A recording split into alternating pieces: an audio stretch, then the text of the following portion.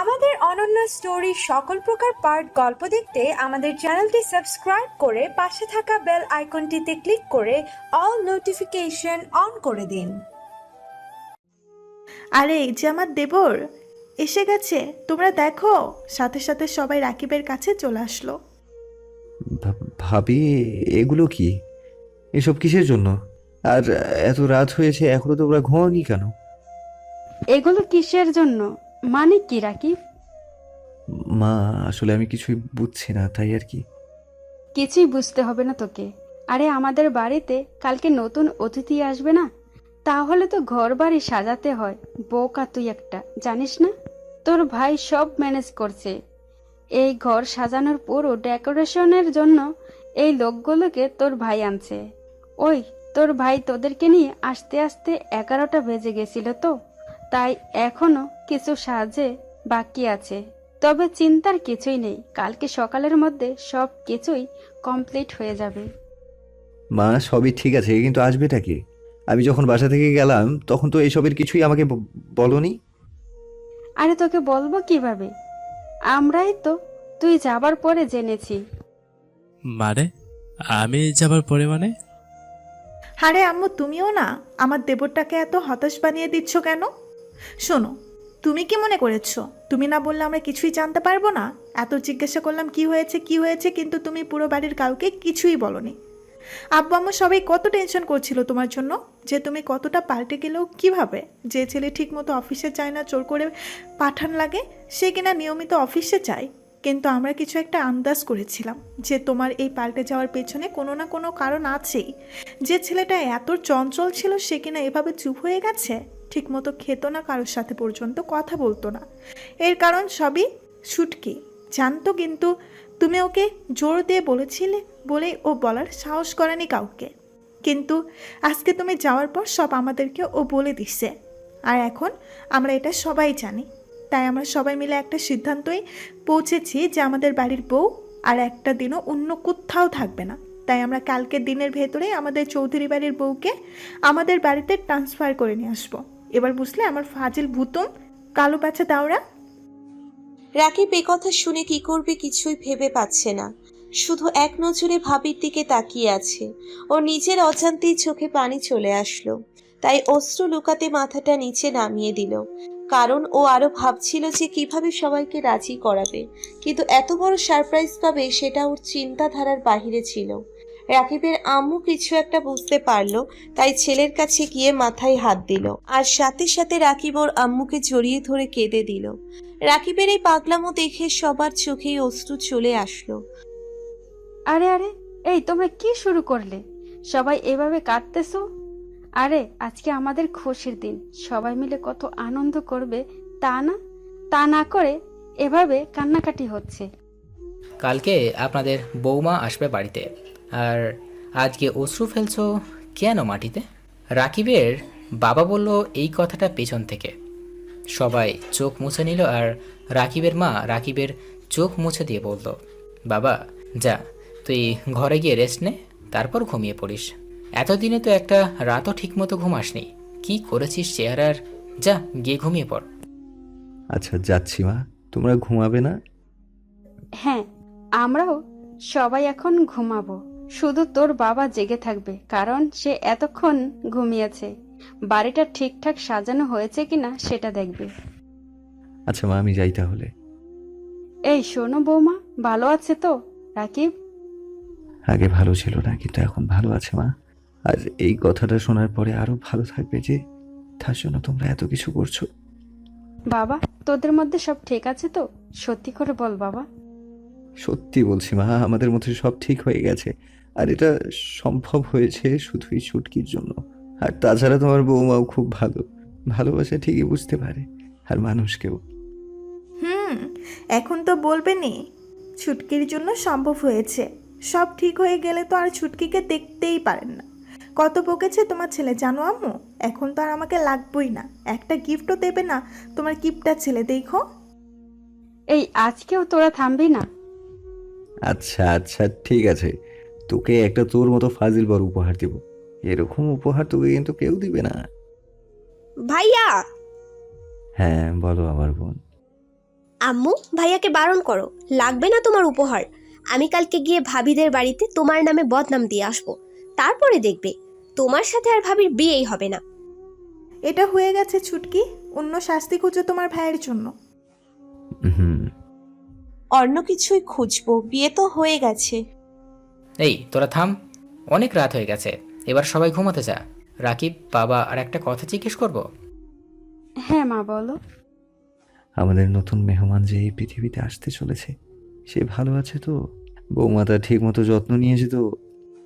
রাকিব একটু থম খেয়ে, কারণ ছুটকি এটাও বলে দিয়েছে সবাই কেউ ভাবেনি, তবে বলে দিচ্ছে ভালোই হয়েছে।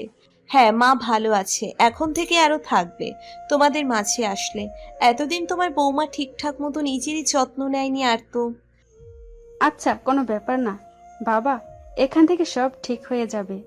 তুই ঘরে যা, খাবার তোর রুমে অনেক আগেই রেখে আসছি, খেয়ে ঘুমিয়ে পড়। আচ্ছা মা, বলেই রাকিব রুমে চলে গেল। সকাল মাত্র 7:10। মেঘলা নামাজ পড়ে হালকা জেগে থাকার মতোই শুয়ে আছে। হঠাৎ কারো অচেনা কণ্ঠ শুনে বিছানা থেকে ওঠার চেষ্টা করলো, কিন্তু ওর রুম থেকে বের হওয়ার আগেই ওর রুমে অচেনা 4জন লোক এসে হাজির, সাথে মেঘলার আব্বু আম্মু। মেঘলা নিজেকে কোনো রকমে গুছিয়েই আবার বিছানায় বসে পড়ল। মেঘলা ওর আম্মুকে কিছু জিজ্ঞেস করতে যাবে, তার আগেই কেউ একজন বলে উঠল, ভাবি, তুমি কেমন আছো? তোমার শরীর ভালো আছে তো? ভাবি? কে আপনি? আমি তোমার ননদিনী গো। আমাকে ভালো করে চিনে রাখো, কারণ আজকের পর থেকে এই ননদিনীর সাথেই থাকা লাগবো। উফু, কি কিউট তুমি ভাবি। তোমার মতো একটা মিষ্টি ভাবি থেকে এতদিন এভাবে দূরে ছিলাম, ভাবতেই রাগ উঠছে। ভাইয়াটার জন্যই তোমার কাছ থেকে দূরে রয়েছি, কিন্তু এখন আর নয়। মেঘলা কিছু একটা বুঝলো আর সবাইকে সালাম দিল। রাকিবের আম্মু মেঘলার কাছে এসে মেঘলাকে জড়িয়ে ধরে কপালে চুমু খেলো। আম্মু, তুমি ভালো আছো? তোমার শরীর ভালো আছে তো? হ্যাঁ, আমি ভালো আছি। আপনারা ভালো আছেন? আমরা সবাই ভালো আছি। শরীরের যত্ন নিয়েছো তো ঠিক মতো? আরে মা, বাদ দিন না, না নিলেও এখন থেকে নিবে, আর না নিলেও ও এখন থেকে আমরা সবাই আছি। সবার থেকে দূরে দাঁড়িয়ে আছে রাকিবের আব্বু, আর সে মেঘলার আব্বুর সাথে কথা বলতেছে এক মনে। কিন্তু মেঘলা কিছু একটা লক্ষ্য করতেছে, যে মেঘলার আব্বু একটু বেশি আনন্দে হয়তো চোখের কোণে অশ্রু চলে এসেছে। মুখে এক চিলতে হাসি আর চোখে চিকচিক করতেছে অশ্রু। মেঘলার আব্বু আর রাকিবের আব্বু মেঘলার দিকে এগিয়ে আসলো। এতে রাকিবের আম্মু মেঘলাকে ইশারা করলো রাকিবের আব্বুকে সালাম দিতে। মেঘলা রাকিবের আব্বুকে সালাম দিয়ে দোয়া নিল। আচ্ছা মা, আমরা তোমাকে আজকে রাতে অনুষ্ঠান করে বাড়িতে নিয়ে যেতে চাই, এতে তোমার কি কোনো আপত্তি আছে? তোমার যদি কোনো ইচ্ছে বা বলার কিছু থাকে তাহলে বলতে পারো। আশা করি প্রাণপণ দিয়ে চেষ্টা করব। আমার কিছুই বলার নেই। আমাকে আব্বু আম্মু যেটা বলবে সেটাই হবে। তাদের সিদ্ধান্তই আমার সিদ্ধান্ত। আচ্ছা, তাহলে তোমার আব্বুর আর আমার কথাই ফাইনাল হলো। আজকে রাতেই আমরা সবাই এসে তোমাকে নিয়ে যাব। আচ্ছা বেআই সাহেব, তাহলে আপনি সব ব্যবস্থা করুন। আমরা বেশি কেউই আসবো না, শুধু ফ্যামিলি আর অল্প কিছু আত্মীয় স্বজন। আমার ছোট ছেলের বিয়ে বলে কথা, তাই আমার বাড়িতেই কালকে অনেক বড় অনুষ্ঠান করব। সেখানেই সব আত্মীয় স্বজনদের নিমন্ত্রণ করব। আর বেআই সাহেব, আপনারাও সবাই যাবেন আপনাদের আত্মীয় স্বজন নিয়ে। আপনাকে একদিনের মধ্যে যতটুকু করতে বলেছি সেটাই অনেক। আমি বলছিলাম যদি 2-3 দিন পরও নিতেন তাহলে ভালোভাবে দিতে পারতাম। আপনাদের মতো এত বড় জায়গায় মেয়ে দিচ্ছি, তাও যদি একটু ভালোভাবে আপ্যায়ন করতে না পারি। না বেআই সাহেব, আমাদের বাড়ির বউকে আর একদিনও আমরা রাখতে চাই না। আমরা যদি জানতাম তাহলে হয়তো আরও আগেই আমাদের বউকে ঘরে তুলতাম। আমার ছেলেকে ক্ষমা করে দিয়েন আপনারা। ও একটা জেদের বশে এগুলো করে ফেলেছে, নয়তো ওর মতো ছেলের দ্বারা এগুলো আমার কখনোই ভাবতেও পারিনি। এগুলো আমাদের চিন্তাধারারও বাইরে ছিল। আপনার বিশ্বাস না হলে আপনি যে কাউকে জিজ্ঞেস করতে পারেন ওর সম্বন্ধে। আমার ছেলেটা এমনিতে খুবই ভালো, একটা ভুল করেছে, কিন্তু এটাও জেদের জন্য। আর কিছুই বলতে দিল না মেঘলার আপু। এগুলো আর আমরা মনে করতে চাই না বিআই সাহেব, যা হবার তা তো হয়েছে, সেটা তো আর ফেরানো সম্ভব নয়, শুধু শোধরানোর ছাড়া। এভাবে অনেক কথা হওয়ার পরে রাকিবের ফ্যামিলির সবাই বিদায় নিল। রাতে অনুষ্ঠান করে সবাই খাবার খেয়ে মেঘলাকে নিয়ে আসলো। আসার সময় মেঘলা খুব কান্না করছিল। ওর আব্বু আম্মুও খুব ভেঙে পড়ছিল। তারা শুধু ভাবছিল, মেয়েটার সাথে যা হয়েছে একদমই ঠিক হয়নি, আর এখন যদি আবারও কোনো কষ্ট পায় আমাদের মেয়েটা হয়তো শেষ হয়েই যাবে। জানি না মেয়েটার কপালে সুখ আছে কিনা। আবারও দুঃখ কষ্ট পরিবারের সবাইকে দেখতে ভালোই মনে হয়। বাকিটা আল্লাহর উপরে ভরসা। আমার মেয়েটা যেন আর কোনো কষ্ট না পায়। এগুলো ভাবতে ভাবতে মেঘলাকে বিদায় দিয়ে দিল, সাথে বৃষ্টিকে পাঠিয়ে দিল, যাতে মেঘলার একা একা না লাগে। বৃষ্টিকে পেলে হয়তো একটু হলেও সান্ত্বনা পাবে। মেঘলাকে বউ করে ঘরে তুলল। আত্মীয় স্বজন সবাই মিলে অনেক আনন্দ আর মজা করলো। রাত 12টা রুমে রাকিব প্রবেশ করলো। মেঘলার পাশে এসে বসলো, কিন্তু মেঘলা এক কোনায় বসেই আছে, কোনো কথা বলছে না। রাকিব মেঘলার কাছে গিয়ে হাত স্পর্শ করতেই অবাক হয়ে গেল। ও দেখলো মেঘলা শুধু কাঁপছে আর ঘুমড়ে ঘুমড়ে কান্না করছে। ও কোনো কথা না বলেই মেঘলার মাথায় হাত দিয়ে বলতে শুরু করলো, কথা দিচ্ছি আর কোনোদিন আমার কলিজাটাকে কষ্ট দিব না। যদিও নিজের অজান্তে কষ্ট পেয়ে যায়, তাহলে তার জন্য ক্ষমা চাবো, অনেক আদর করবো। আরও কিছু বললে সেটাও। বড় হয়ে না, বন্ধু হয়ে সারাটা জীবন একসাথে থাকবো। কারণ বড় হয়ে থাকলে শুধু কর্তব্যের কথাই মনে পড়ে, বন্ধু হয়ে থাকলে নির্দ্বিধায় সব কথা আমাকে শেয়ার করবে। একমাত্র বন্ধুত্বের মতো সম্পর্কগুলোই পৃথিবীর শ্রেষ্ঠ সম্পর্ক হয়। হোক না সেটা মা বাবা, ভাই বোন, বউ বর, ভালোবাসা। এসব সম্পর্কের মধ্যেই বন্ধুত্ব বিদ্যমান থাকতে হয়। বন্ধুত্ব থাকলেই পৃথিবীর সব সম্পর্কগুলোই সুন্দর। তাই আমি তোমার বর হওয়ার চেয়েও একান্ত বন্ধু হতে চাই। মেঘলা, তুমি কি আমার বন্ধু হবে? তাহলে হাতটা দাও। মেঘলার এতক্ষণ এক মনে রাকিবের বলা কথাগুলো শুনছিল। মেঘলা, কথা বলো প্লিজ। এভাবে কান্না করে মন খারাপ করে না প্লিজ। আমার সত্যি অনেক খারাপ লাগছে। আমি তোমাকে আর কান্না করতে দেখতে পারবো না। আমাকে একটা কথা বলবেন? বলো। বলবো। তুমি যা যা জানতে চাও বলো, আমি তোমাকে সব বলবো। আপনি আমার সাথে এমনটা কেন করলেন? তার আগে আমিও তোমাকে একটা কথা জিজ্ঞেস করতে চাই। কি বলেন? আচ্ছা, তুমি তো এখনো ঠিক করে জানো না যে তোমার সাথে এরকম কেন করলাম, কিন্তু তুমি সবটা না জেনেও কেন আমাকে ভালোবেসে ফেললে? আমার থেকে দূরে এসে কেন এতটা মিস করলে? আমি তো সত্যিই খারাপও হতে পারি। আর যখন তুমি জানোই না সবকিছু, তাহলে সবকিছু জানার পরে তোমার রিয়াকশনটা ঠিক কি হবে? মানে? মানে এটাই যে তুমি সবটা না জেনেও তুমি ঠিকই বুঝে ফেলেছিলে যে আমি তোমাকে যেটা দেখিয়েছি আমি ঠিক সেটা নই। আর তুমি এতেই আমাকে এতটা ভালোবেসে ফেলেছো যে দিশেহারা হয়ে গেছিলে। তোমার মন আমাকে চাইলেও কিন্তু তুমি নিজেকে বুঝাতে আমাকে চাও না, কিন্তু তবুও নিজের সাথে পেরে উঠতে না। আমার জন্য সেই আবারও ভালোবাসাটাই জন্ম নিত। এখন যদি আমি তোমাকে সব বলি, তাহলে কি আমাকে আগের থেকেও বেশি ভালোবাসবে? ভালোবাসা কি কম বেশি হয় নাকি? এখন ভালোবাসি আর জানার পরেও ভালোবাসবো। ভালোবাসাটা ঠিক এক জায়গায় থাকবে। হয়তো জানার পরে বিশ্বাস আর আস্থাটা বেড়ে যাবে, কারণ বিশ্বাস ছাড়া ভালোবাসা শক্ত হয় না। যে ভালোবাসায় বিশ্বাসের জায়গা নেই, বিশ্বাস করে যদি ভালোবাসার মানুষের উপরে আস্থা রাখতে না পারে, তাহলে সেই ভালোবাসাটা হয়তো শুকনো ফুলের মতো ঝরে যায়, নয়তো অতলে হারিয়ে যায়। ওরে আল্লাহ, আমার বউ তো দেখি অনেক কথা জানে। যখন আমার সাথে ছিলে তখন তো একটা শব্দ বের করতেই 1 ঘন্টা লাগতো। আ আ আ ই করতেই আধা ঘন্টা। এই আপনি কিন্তু বেশি করছেন। বেশি কি? সত্যি তো বলেছি। আরে আমি কিছু জিজ্ঞেস করলেও চুপ, না করলেও চুপ, ভালোবাসলেও চুপ, কষ্ট দিলেও চুপ, শুধুই কাঁপাকাঁপি। বিশ্বাস করো, তোমার ওই বিখ্যাত কাঁপাকাঁপিটা দেখলেই না আমার মাথা ঠিক থাকতো না। আরে যাই বলি আর না বলি, কাছে আসলেও এক রকমের। তাই আমার বেশি রাগ উঠে যেত। আরে একটাবার অন্তত জোর কণ্ঠে কথা তো বলতে পারতে। এই আপনি কিন্তু এইবার বেশি বেশি করতেছেন। ইস, বেশি বেশি করছি? আমি কি এমন ভুল বললাম? আজকের দিনটাই তো অন্তত ঠিক থাকতে পারতে। সেই এসে আবারও কাঁপাকাঁপি দেখলাম। আরে বাবা, কান্না করো করো, এত কাঁপাকাঁপির কি আছে? হাত দিয়ে ধরার সাথে সাথেই যেন কারেন্টে ধরলো মনে হলো আমার। এই দেখো, হাতে আমার শক লেগে গেছে। আপনাকে তো দাঁড়ান বলেই মেঘলা রাকিবের হাতটা ধরে কামড় দিতে নিল। আহ, তুমি কুকুরের মতো কামড় দিলে কেন?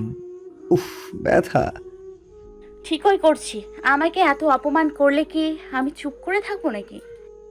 তাই বলে এভাবে কামড়াবে? হ্যাঁ, কামড়াবো। আবার যদি আমাকে বিখ্যাত কাপাকাপি বলো তাহলে আবারও কামড় দিব। এর পরের বার কামড় দিলে রক্ত চুষে খেয়ে ফেলবো। কি? তুমি তো রক্ত চোষা আত্মা। তাহলে সেটাই কারেন্টে ধরলে রক্ত চুষে নেয়, আমিও সেইভাবে নিব। ও, তাহলে আমিও একটু নেই। এই মানে কি নেবেন? কি এভাবে আবারও? বলেছি না মুখে কথা রেখে 1 ঘন্টা পরে একটা শব্দ বের করবে না। আমি কিন্তু এবার কাপাকাপি করি নাই।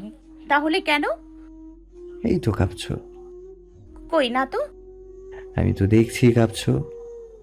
মিথ্যা বলছেন কেন? আমি তো কাঁপি নাই। আমি তো বলছি কাঁপছো।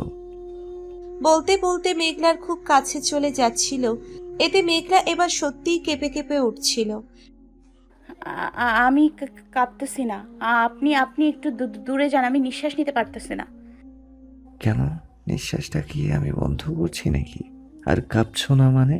এই তো কাঁপছো, কথাই তো বলতে পারছো না। আপনি এভাবে কাছে আসলে আমার কি যেন হয়। কি হয়? জানি না, আগে এমনটা কখনো হয়নি। তাহলে এখন কেন হচ্ছে? কিন্তু কাঁপাকাঁপি তো আগেও ছিল আর এখনো হচ্ছে। তাহলে এখন আমি কি করব? আমার হয়ে যায় এটা। আমি কিন্তু এটা বন্ধ করতে পারি। কিভাবে? প্লিজ বন্ধ করে দিন, যেন আর কখনোই এমনটা না হয়। কখনো হবে কিনা জানি না, তবে যদিও হয় আমাকে বলবে, আমি আবার বন্ধ করে দেব। তাহলে দিন। না, এখন নয়, আগে তোমার প্রশ্নের উত্তরটা দিয়ে নেই। তোমাকে তো কথা দিয়েছিলাম সব বলবো তোমাকে, তাহলে এটা বলে শেষ করে নেই, তারপর তুমিও তোমার প্রমিসটা করবে।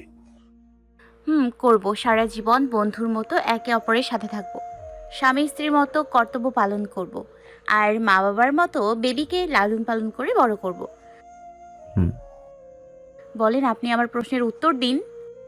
রাকিব মেঘলাকে সবকিছুই খুলে বলল যে মেঘলাকে কেন তুলে এনে এতটা অত্যাচার করেছে। আচ্ছা, তাহলে সে সিনিয়র মেঘলা কোথায়? নেই। নেই মানে বুঝলাম না।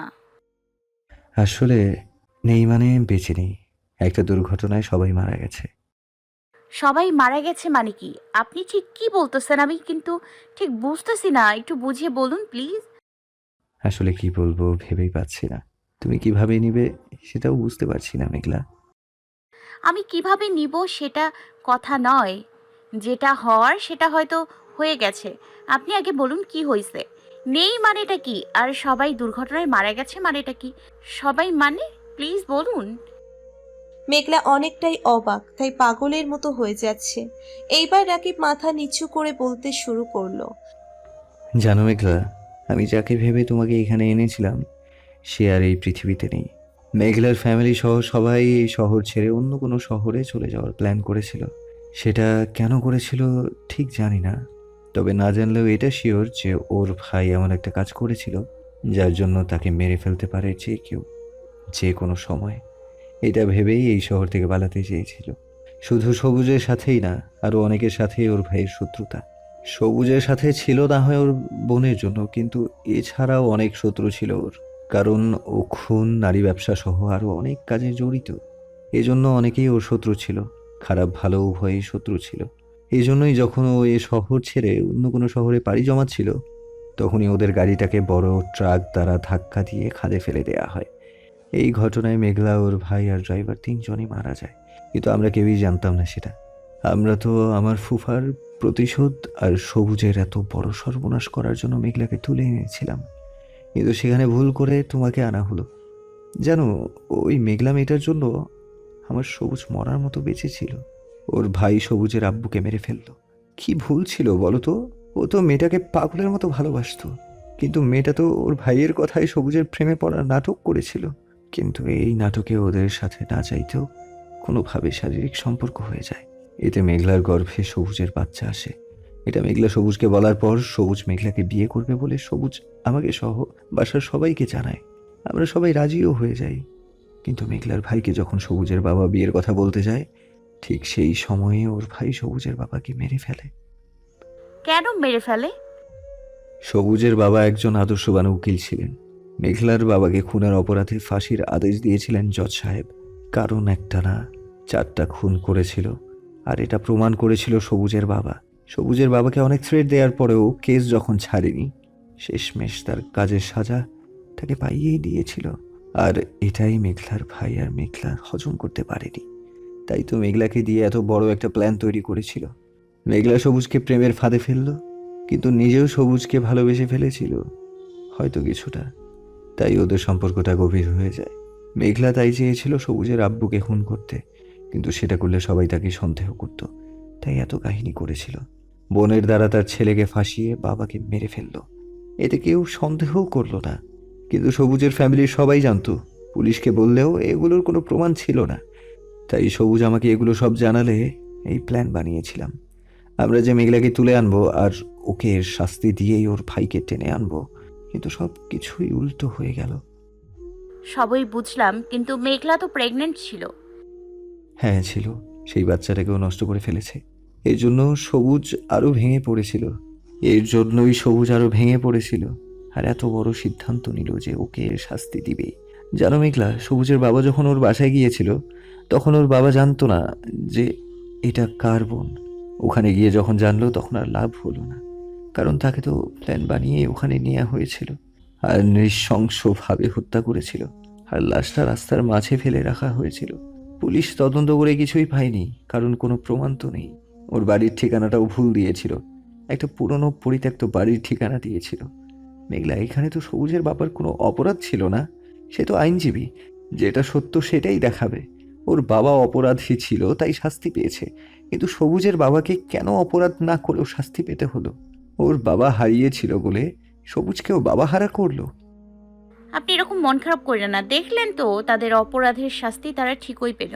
আল্লাহ কখনোই কাউকে ছাড় দেন না, হয়তো আগে কিংবা পরে। তাদের শাস্তি তো ঠিকই পেল, কিন্তু জেদের বশে আপনারও অনেক বড় অপরাধ করে ফেলেছিলেন।